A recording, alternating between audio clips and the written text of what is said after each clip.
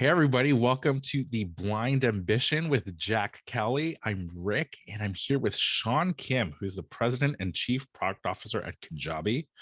For those of you that don't know, Kajabi is an all in one e commerce platform for knowledge based entrepreneurs and creators to build and sell their content, products, and services. Previously, Sean was the head of product at TikTok US and the global head of product at Amazon Prime, where he played an instrumental role in driving customer retention for the Prime membership. And I mean, selfishly, Sean, knowledge based entrepreneurs and creators, it sounds like Jack and me. Mhm. Can you walk us through like why you decided to join Kajabi and what got you so excited about the product? Yeah, so the reason why I joined is because there's a few reasons. Like one, um, the timing was just right, right? So one of the things that we looked at when I was at TikTok was, hey, creator monetization. How do I help creators monetize? It was one of the big challenges for us on that platform, and one of the verticals that I owned, and we tried lots of different types of products. Like we tried the $1 billion creator fund, we tried tipping in video, tipping on profile page, lots of ways for creators to help them monetize on the platform. And I think, arguably they weren't incredibly successful. I think, if you look at credit economy and how people monetize on these big platforms like YouTube and TikTok and Instagram and so on, the vast majority, like 95%, are not making meaningful income from the platform. We did a lot of research, and I think the first thing told my product team at the time was like, well, go look at startups that are doing it really well, right? And figure out what they're doing really well and just copy them.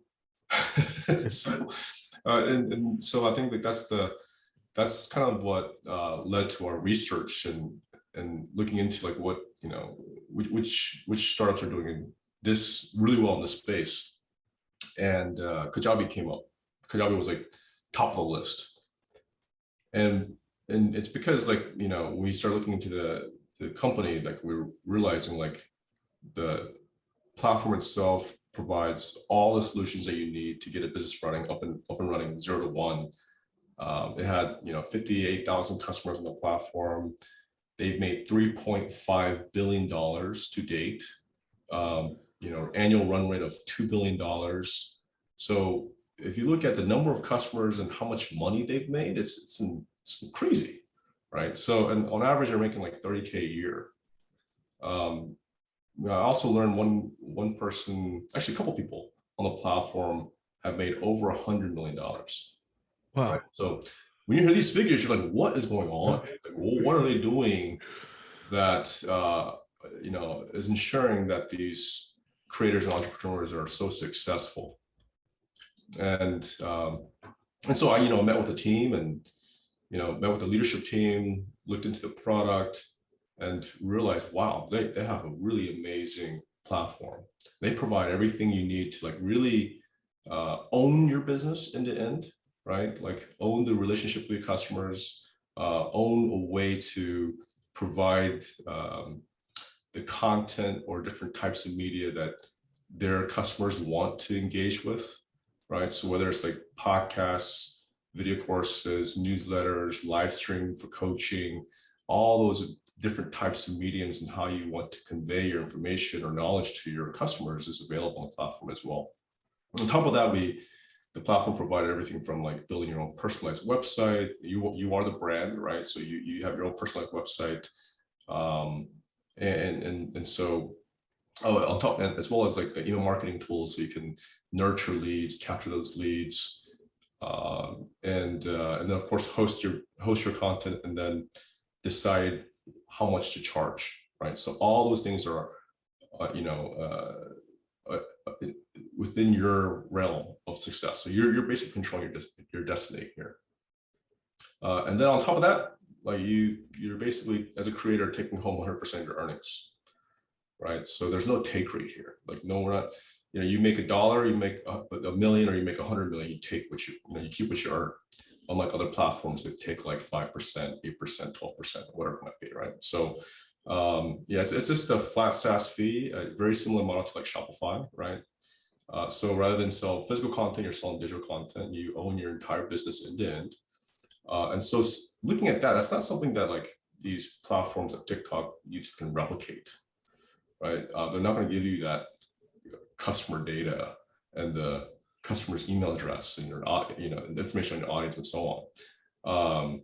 So given all that, I realized like, oh wow, this is a really meaningful business here, really helping creators build, a new life on this platform. So talking to the customers, talking to the leadership team, I made that decision to switch over and take on this new role. I mean, so I'm always curious, right? So like you're the president and chief product officer.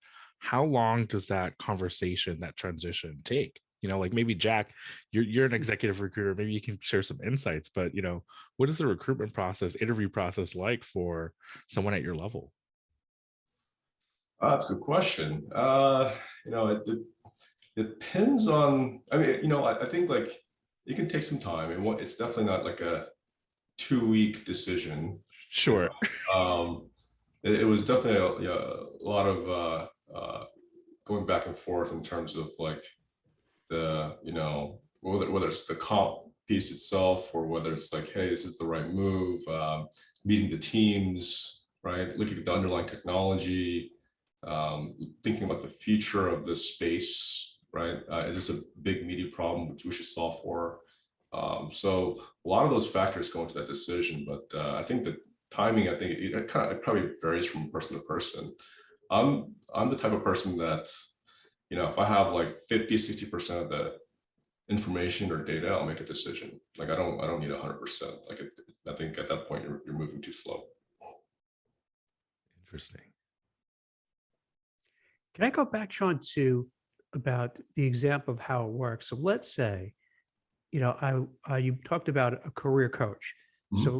So let's say I want to set up on Kajabi.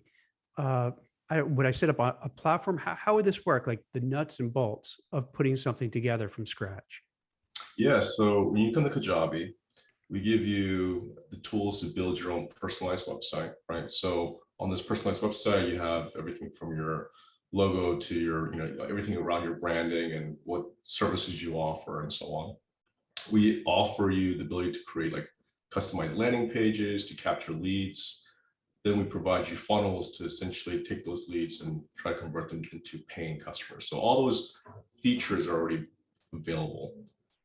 And as a coach, on the platform, we would also determine, what your hours are, as well as, how much you want to charge and so on. So when people come in, they can basically book time with you and say, hey, I want to book time, and this is how much you have a fee per hour, whatever it might be, and then basically you get paid for it.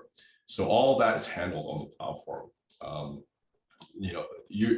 Typically what our customers do is use like platforms like YouTube, Facebook, Instagram, and TikTok for audience building. This is where they would kind of do their marketing and get their name out there and the brand out there, and then they would take the audience and bring it back to their personalized website where then they would convert the audience to paying customers. So you have the landing page, you have the website, and then you'd market it on Instagram, Facebook, LinkedIn, Twitter, whatever sites might be appropriate for your audience. And I noticed from your site that the very video centric, right? It's much more of a dynamic visual kind of content. So do you help the consumer, figure out how to navigate that whole world? Because some people could be great at what they do, but they're not so great when it comes to technology or getting in front of a camera. Yeah. They feel a little uncomfortable. How does that work? Yeah, we have an entire what we call Kajabi University that provides you basically a playbook, 0 to 1. Here's exactly what the steps are in terms of how to create this business. And then part of that, of course, is the actual video course itself. What's the layout of the course? How should you, structure it? What's the content of each of the different videos that you need to include within the course. If you're in a certain vertical, here's like, successful entrepreneurs that you can look at. So the materials all there, and we provide you all the information along with, customer service team that's there from day one to help you through this process. Right, so that's all included. On top of that, there's a community, of course, of 58,000 customers that have already gone through this. There's many creators on our platform that are just getting started versus that have been around and already successful, right? To ones that are like incredibly successful. And they're all super willing to help people out. So if you have questions around, hey, I'm just getting started, and here's how I'm thinking about structuring my course, what are your thoughts? And people will just jump in and say, hey, here's what's worked for me, right? And here's what you want to avoid. So there's a lot of help. You could just reach, and I don't mean to, you could just reach out to them and send a message. And so what is it? It's kind of a platform where we're like a LinkedIn or Facebook where you were all connected and you can just hit somebody. Okay. That's right. 100% connected and helping each other out. And this is something that we're going to continually optimize and improve as well to make those interactions and connections even better and more meaningful. Yeah, I mean, the community is like super helpful, like because they're all entrepreneurs, they've gone through it already. There's a lot of entrepreneurs or creators that are in your industry as well, so they know exactly what type of problems that new entrepreneurs may have to deal with. So they've gone through it and said, and that's why they're willing to help out and help them get to that next stage of their business. So all that's also included, right, within the monthly SaaS fee. And so I think that's kind of the reason why it's the platform and tools itself really easy to use to get your business up and running. And then we also have the customer service team, and we also have this really robust community there for support. So you're not alone, right? You're not trying to figure this out all on your own, because it's tough being an entrepreneur or creator. So having that support system here to help you throughout that entire process, getting to your first $1 million, is all available to you.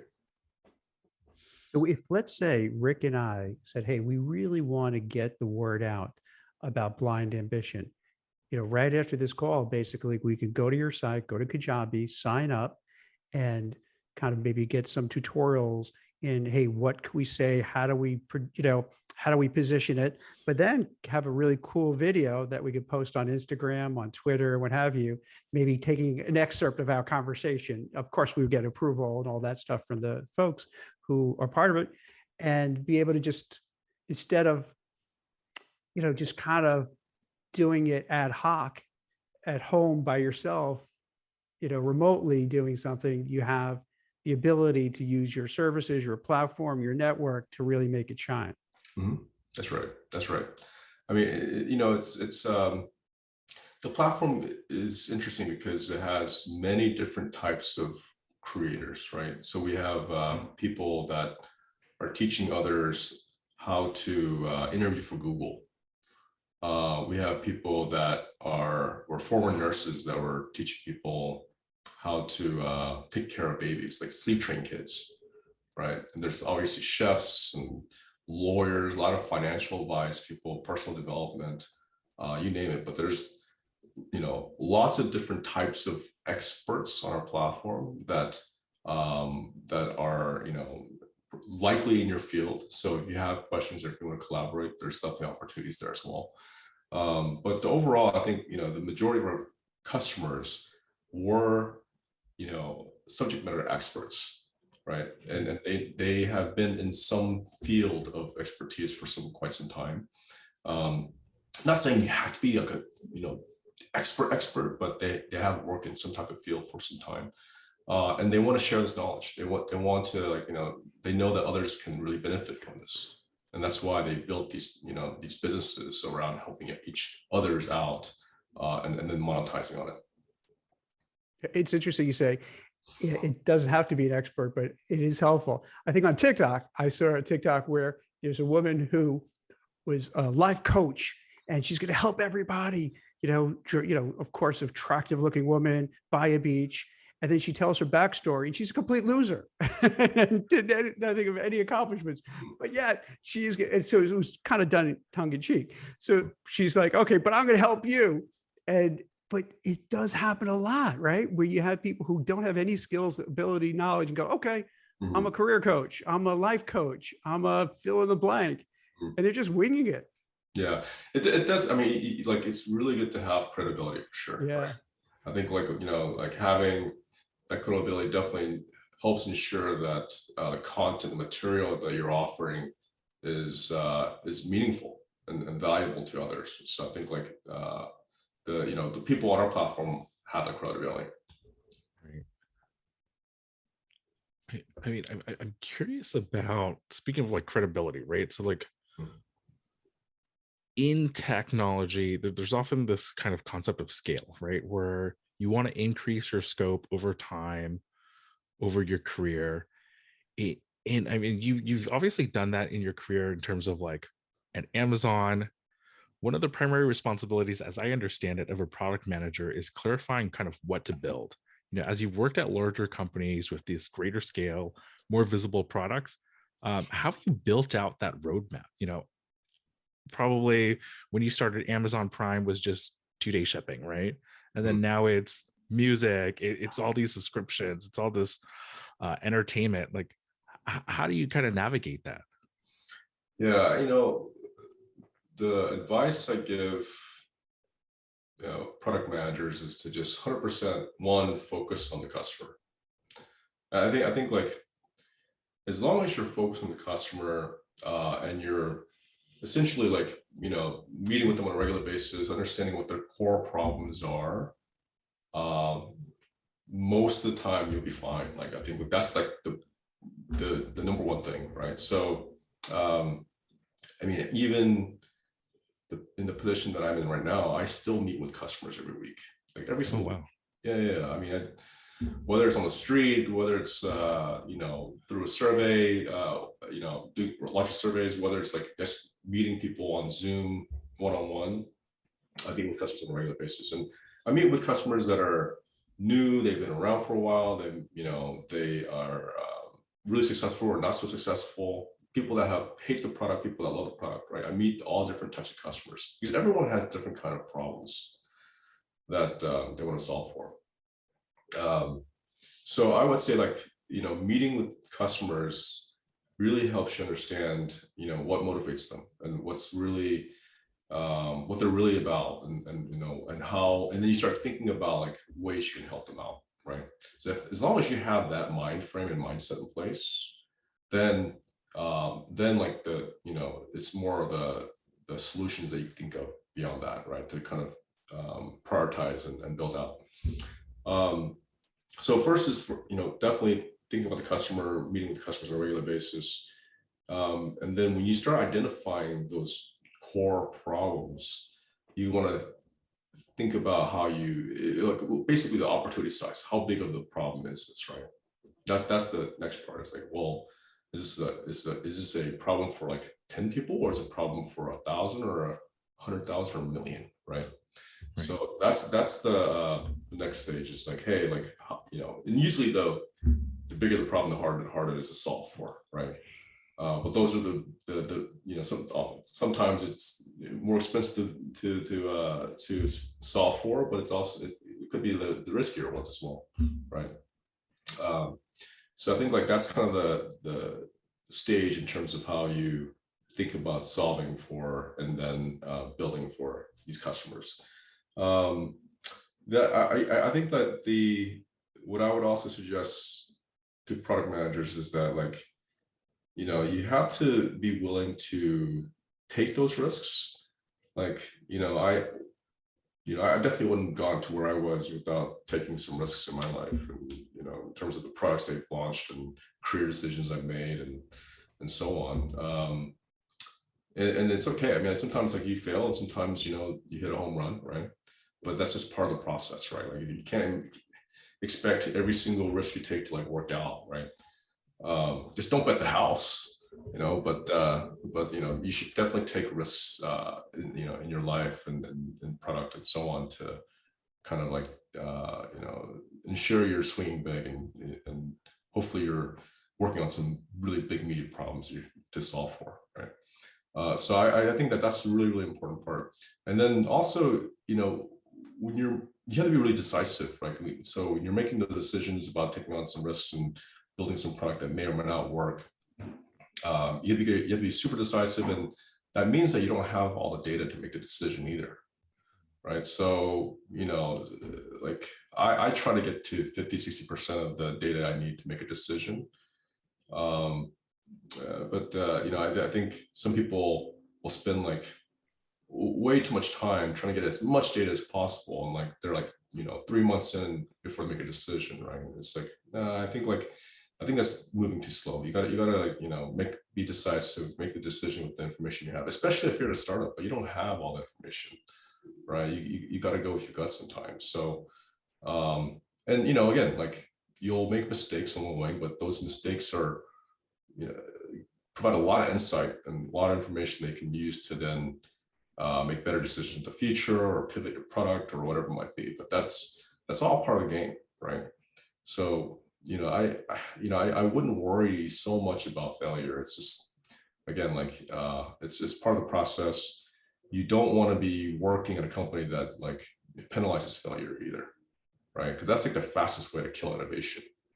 Is if you're afraid to make a mistake, or afraid to like fail, then like that means that you're not going to take those risks, which means that your business will be status quo, right? So you're going to have to work with a company or a manager that will encourage you to take those risks, and and be okay with the failure piece.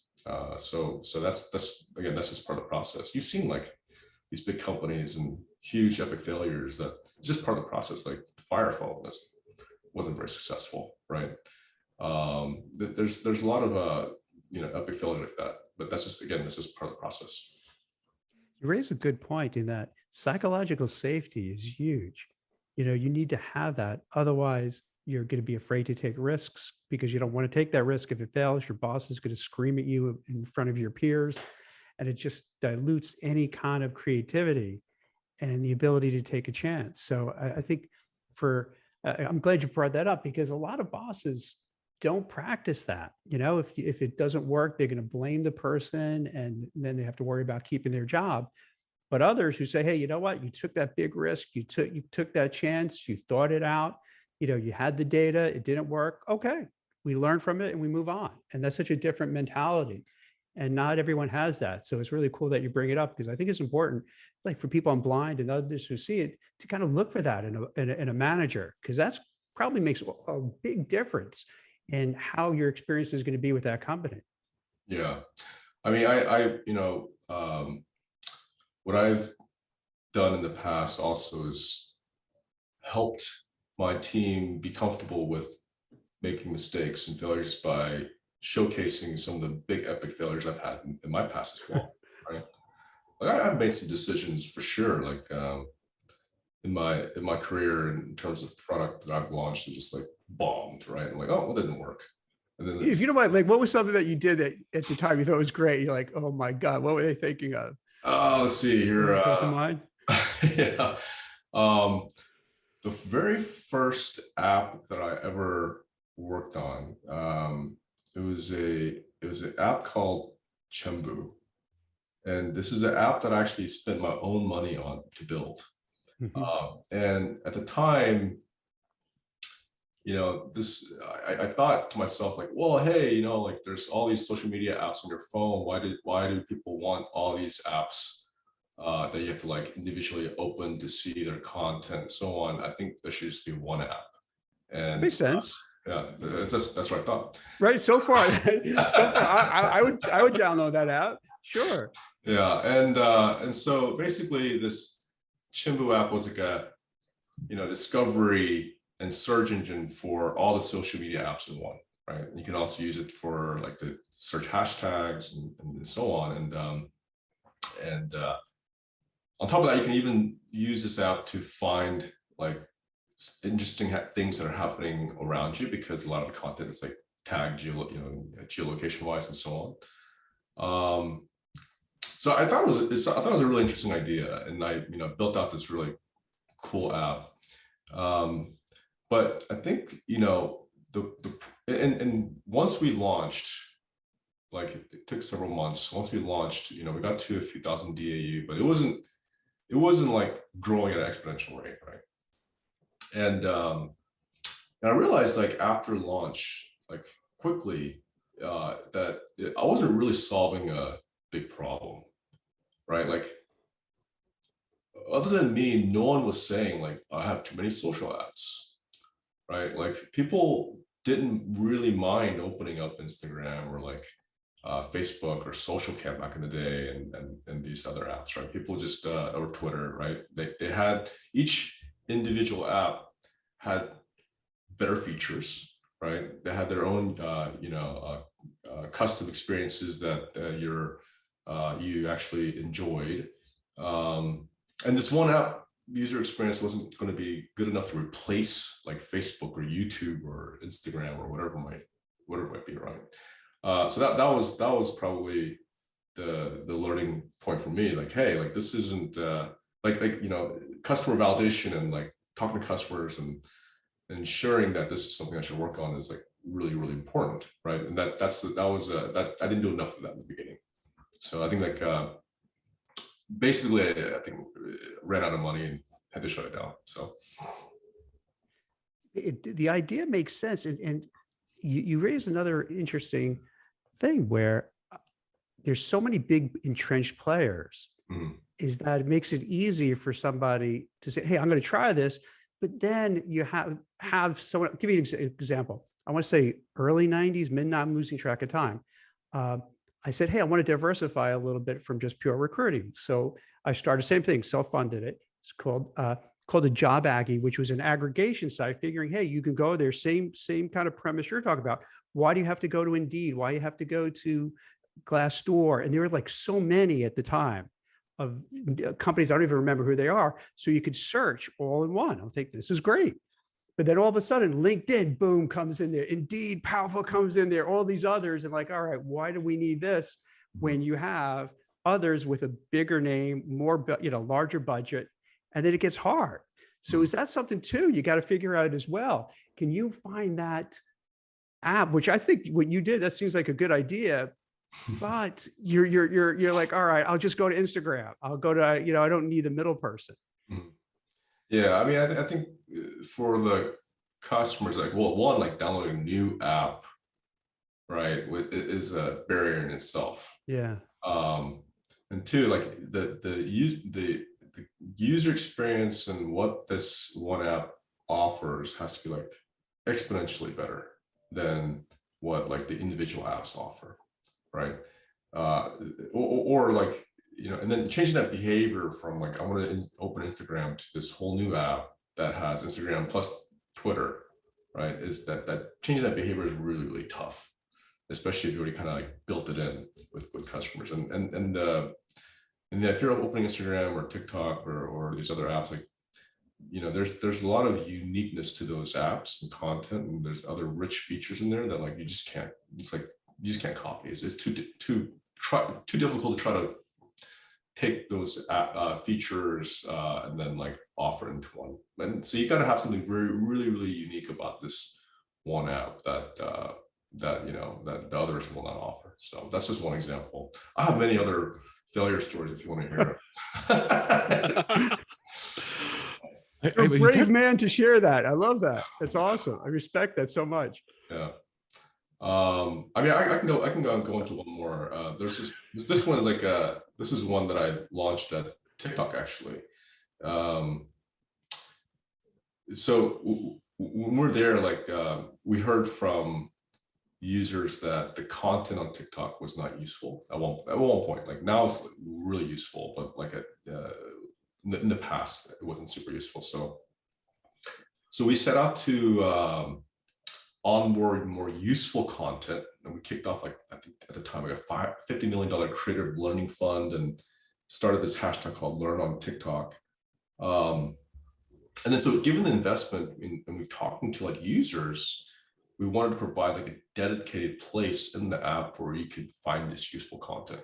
So when we talk to customers or users, we said, hey, we're going to get this, we're going to like start onboarding a lot of this useful content. And their feedback was like, I want it all in one place. I wanted to watch useful content, right? So with that feedback, the direction I gave was to launch a third tab on the For You feed. So I don't know if you guys are very familiar with the TikTok For You, but yeah, For You, following, and there'd be a third tab. The third tab was going to be called Learn.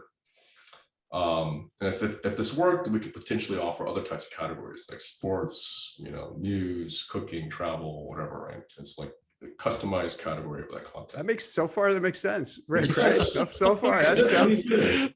And I was like, man, that makes so much sense. That makes sense.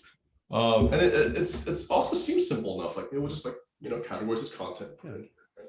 But it was actually a ton of work. I mean, it was not easy. There was a lot of problems we had to solve in order to just make this tab experience work.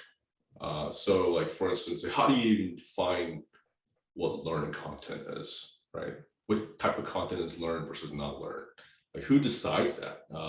Who decides if it's instructive learning content? And what about religious content? What do you do with that, right? So there's how do you tag it so it appears in the Learn tab? How do you do it at scale? Like there was also questions around like how do you empower users to let us know that the content in there is not learn? Does that word learn resonate in different languages? If it's instructive learn content in one country, is it the same as another country? Like there's a lot of things to think through, right? So I think when we launched it, we figured out for the most part how to all those questions I was asking, Right. and we launched it, and I think so when we did launch it, we saw that only a small percentage of users actually visited that tab daily, right? So the majority of people still stayed on the For You feed, and the reason why is because it is a separate tab. It's a separate tab. You have to practically go click and watch this learn content. But the experience was great. It's just that it's and people said, I want this, but their behaviors are not what they say, what they say, right? Right. They say I want something smart, but then they want to go and watch like something really dopey and silly and goofy, right? Exactly. Like this, it's not so sometimes, customers say what they want one thing, but their behaviors don't mimic that. You know what, with the button too, with Twitter, I was like, 6 months ago old when I realized you could click, and it took Elon Musk who said that, where you could click and get, your Twitter feed in terms of like when someone posts it, as opposed to being forced to you or sent to you because this is what they think you want. Mm-hmm. So I think something as simple, you would think, just clicking on one, touching it, literally just touching it. I didn't do it. And I think millions of other people had the same thing. You saw the little stars, you didn't really know what to do. You didn't do anything. So who would think that would be a barrier? And I wonder too, was something like that as well. Something as simple as just clicking on that other, section. They're like, what is that other section? I'll stay where this is. I'm comfortable here. I know what I'm going to get here. I'm not going to go over there. That seems I don't scary. want to learn today. That's a good point. Like, so learning is interesting, right? Like, we also realize like only watching learning content isn't fun, right? Like, I mean, people say they want that. Like, yes, I will learn. I want more useful learn content, right? But but the actual reality, the behavior is like, that's not the reason why you opened that app in the first place, right? I got to tell you though, I do go to TikTok now to learn. Now, I don't know if I'm learning accurate stuff. That's part of it. No, I got to tell you, look, let me give you an example, and you guys are going to mock me, and that's okay. So it's what I understand, this, you're going to know this way better than I do. Their algorithms are just like genius, and they pick up on what you like and they keep sending you more. Have you heard about the Tartarians, where it looks like there was ancient civilization, and then it was kind of whatever happened, some cataclysmic thing, and then we built on top of it, and then you see pictures across the world of like former empires, buildings, what have you, structures, and that new are built upon it. Now, I don't know if that's true or not, or what it is, but I'm fascinated by this stuff. Yeah. And I keep, and from learning, I'm like, I got to find out more about this. I got to read more about this. So I don't know, it is addicting. It's so agree with you that having like sprinkling in learning content along with everything else is the right methodology, and that's what we ultimately aligned on. But like just watching learning content is not, it gets to you. I think so. It's like it's kind of like when you're eating, if you were to eat dinner and like you only eat steak, right? And like you like it's not good for you. I mean, I think you have to have your vegetables and your dessert and so on. Right? You got to mix it up a little bit. So I think that was kind of like the learning for us, is that like it's better to have the learning content intermixed with the other information, the other content as well, like entertaining content and other videos. So that's the way that we improve retention for the app versus just like separate it out to go whole separate section. So that was good. That was good learning for us. And then also like it's interesting. It's we also learned in that whole process that learning content is actually longer. It's not short. It's like much longer. So on average, like you watch less videos. You spend similar amount of time in the app, but you're watching a little less videos. But what's interesting is that like it did that the learning the longer videos didn't negatively impact our retention or core metrics. So it kind of opened the door to say like, well, we should actually test longer videos. And that learning was part of the reason why now TikTok has much longer videos, like 5-minute video, maybe it's 15-minute videos now. Really? They could go that long now? Yeah, they have like longer videos now. So now, speaking of that, for Kajabi, can you do a video on Kajabi and then download it on TikTok as well? Or upload it on TikTok? Yeah, for sure. I mean, like, so the video content on Kajabi is actually something you create separately, and then you would upload it Kajabi and then host it there. Yeah. Oh, because I thought it was only like 3 minutes for TikTok, and I imagine some of the Kajabis might be longer, or Kajabi's more short form. No, Kajabi is long. It could be short or long. Okay. Right, but so on Kajabi, majority of people use Kajabi for video courses. It's essentially passive income, right? Once you build it once, if people come and purchase it, then you get that income. So basically, that's what's been most successful and what creators love the most, and how they build the most meaningful businesses is through the video courses. And video courses are typically longer, right? You're actually learning a lot of information through those courses, and they have different subjects within each of these different videos. So, but yeah, like what our customers typically do is they'll build a video course, then they'll take and then always upload it to Kajabi, put it behind a paywall, but then they would also take that and then create smaller versions or shorter versions of that, summarized versions, and then syndicate this out to like other social channels to kind of let their audience know that this content exists, bring them back to the site to watch the full thing.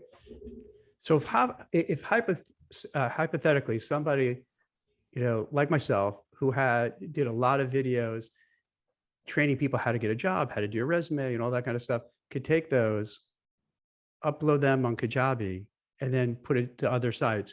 And with Kajabi, can you clean it up if it's already a video from somewhere else? Well, so Kajabi is typically where you would host the final product, right? So other customers typically use other software to edit and then get it in place when it's ready to sell. Yeah, exactly. But once it's ready to sell, you upload to Kajabi. You decide, hey, here's how much I'm going to charge for it. I put it behind a paywall, and then you're good to go. So yeah. I mean, I'm fascinated because what you're describing is, from your time at TikTok and Kajabi is quite complex, right? And I'm curious, some folks are worried about, you know, oh, I'm not so technical. I can't write a line of code to save my life. Is there still room for those types of folks to become a product manager? These like so-called like non-technical product managers? Yeah, for sure. I mean, being technical definitely helps for sure. Like my background, I started in sales and then got into marketing and then got into product. But along the way, I taught myself to like code and so on because I just enjoyed it. But it definitely helps for sure. Like understanding the technical fundamentals is going to be really important when you're trying to think of like product solutions. I think that, but is it impossible? No, it's not impossible. I think like it's it's not, it's definitely something that I would encourage people to do, and is to learn the technical aspects of it. But you can definitely I see people switch over from like marketing to product all the time. I mean, one thing that I find interesting is, like folks have this misconception that you have to kind of transition into product, right? Like you have to go to business school, get an MBA, or become a consultant in the industry, and that's your way to kind of like break in.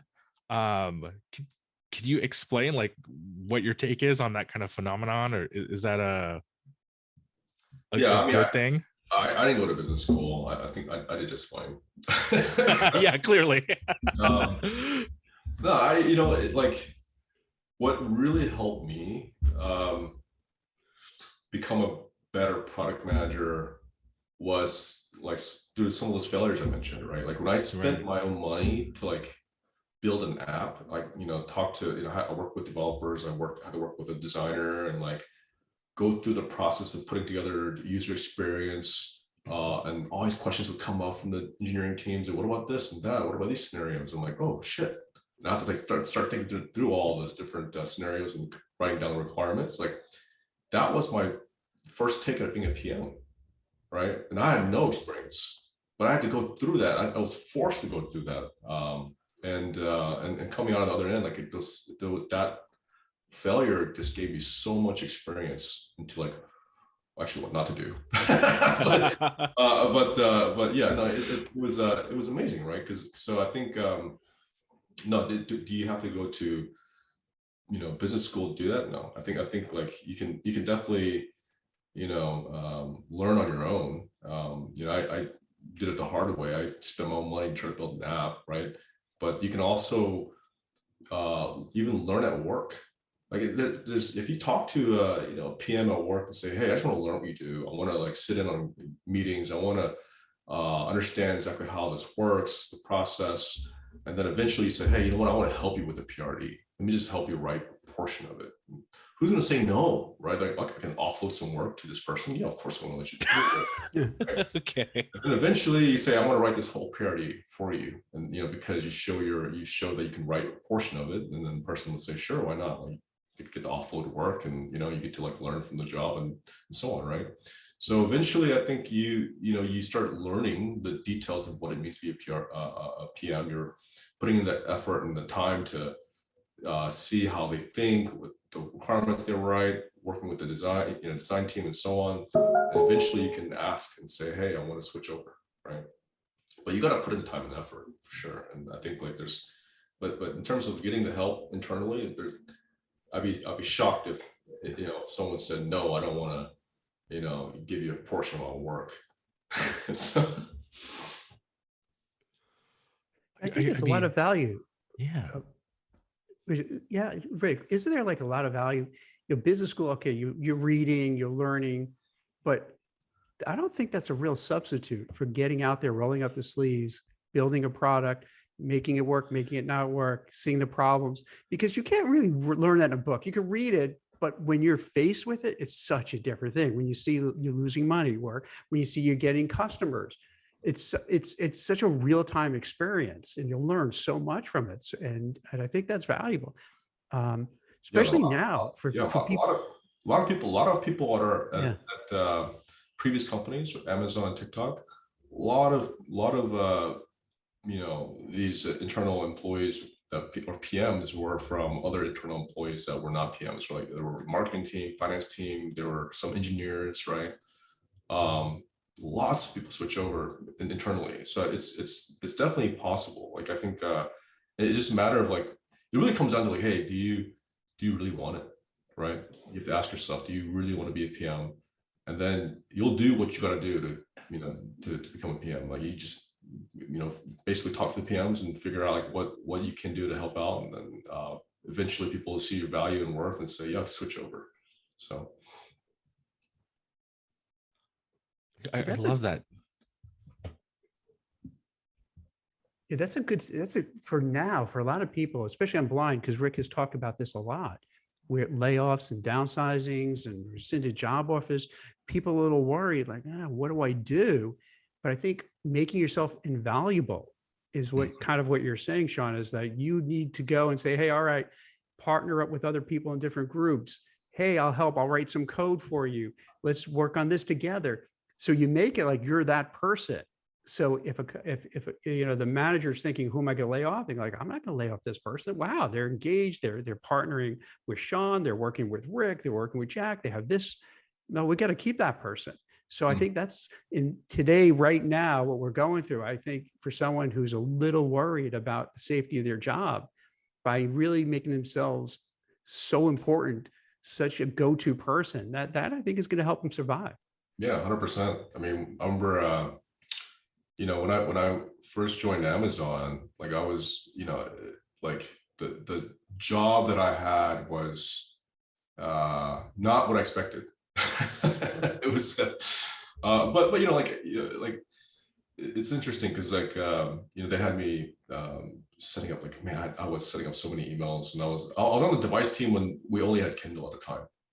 And we were doing a lot of GTM marketing for Kindles, and I was setting up all these emails for to send out for different countries and so on. But then I try to make myself invaluable by, being really good at like creating like mobile emails and like customized experiences and so on, right? So I think, like, to your point, like, regardless of whether this is like your job, or you might be like concerned about like, getting let go, whatever it might be, if you make yourself invaluable, they feel like, man, I can't, if you let this person go, you're screwed. Then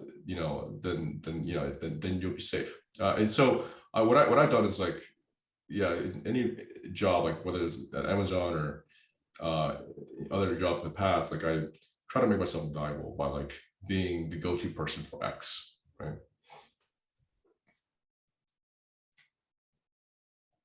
I think that's great advice. I mean, I always used to like joke around, like at every company I've worked at, like there's some people that are just like illiterate with numbers, right?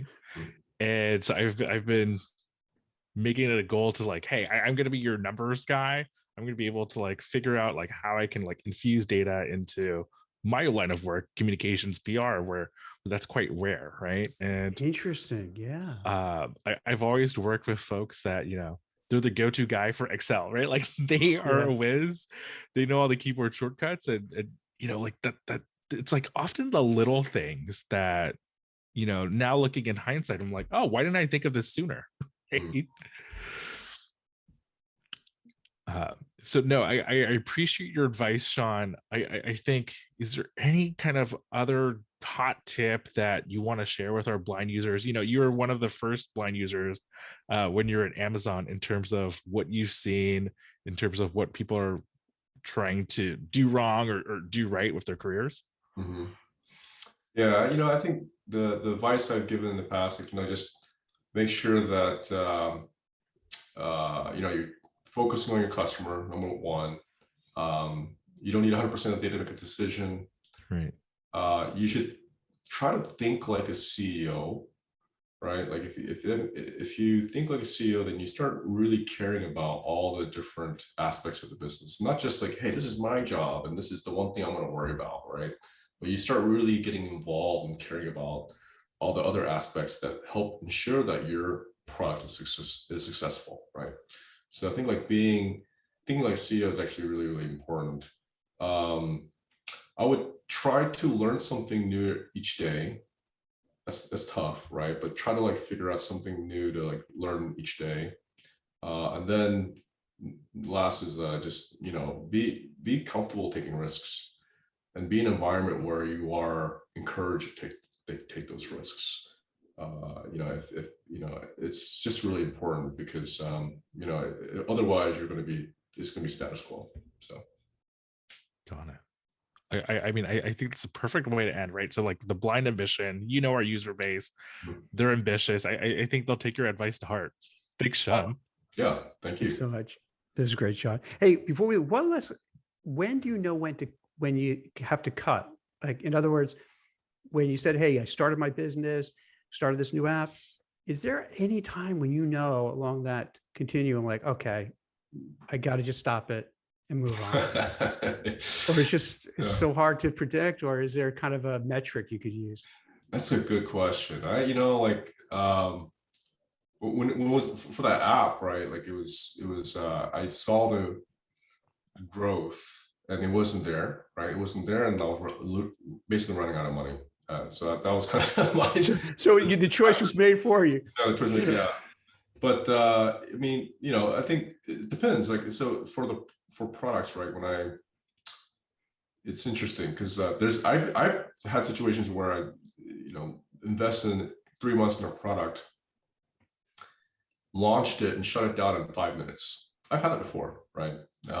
Because like you're like, oh, you could see immediately it reached stat sig, and it wasn't going to go in your direction, right? Actually, this happened at Amazon, and it's okay. I mean, like, hey, well, so that in that situation, like the moment you realize through like the data, you make that decision to just like shut it down. In other situations, I think it just kind of depends on a lot of different factors, right? So if you're running a business and you realize that what you're offering is not really solving a problem, right? You can try pivoting and trying different things to try to resolve that, but ultimately, if you aren't, you come to the realization that if what you're offering isn't solving a real problem, you should probably quit or pivot. Yeah. Is the same thing, Rick? Do you feel this way too, Sean?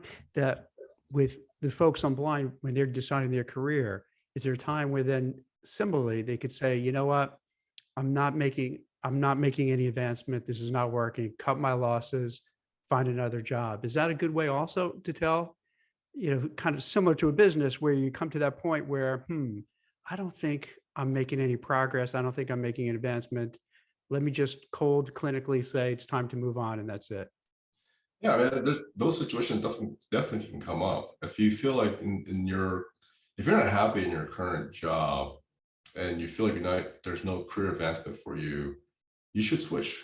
Like, I mean, there's no shame in that. I mean, I think life's short. I mean, and, there's plenty of opportunities out there, right? So I suggest like, likely you should probably have another job lined up first, but you should start looking around, start finding an opportunity that is better suited for you, where your skill set is more valued, right? And you're in an environment that is more conducive to like growth, and there's someone there to support you to do that. That's why I actually tell a lot of people that are starting off in their career that like, don't pick the job, pick the manager, because like the manager is really going to be a big factor in your growth. So I think if you don't have those things, then yeah, just switch. There's no harm in that. That's great advice. Thank you. I appreciate it. I know we were wrapping up, but it just was on my mind about that last part, how to do it, because that's not easy to do, to just pull that trigger and know when to start with a business, with a job, what have you. And I think it's, again, very timely for the people on Blind. And when we send it, repost it on other social media, people are thinking that, what do I do? Because sometimes they feel guilty that I should stay longer, or they just need some advice. And I think this carries over. So this is helpful. Mhm. Yeah, think about yourself, and especially in this environment right now. It's better to like try to help further your career than, and I think if it means that like you know, switching to a new company, then you should do it. Excellent. Well, thank you so much for your time. This was great. All right, thank you. Thanks, Sean. Excellent. Thanks.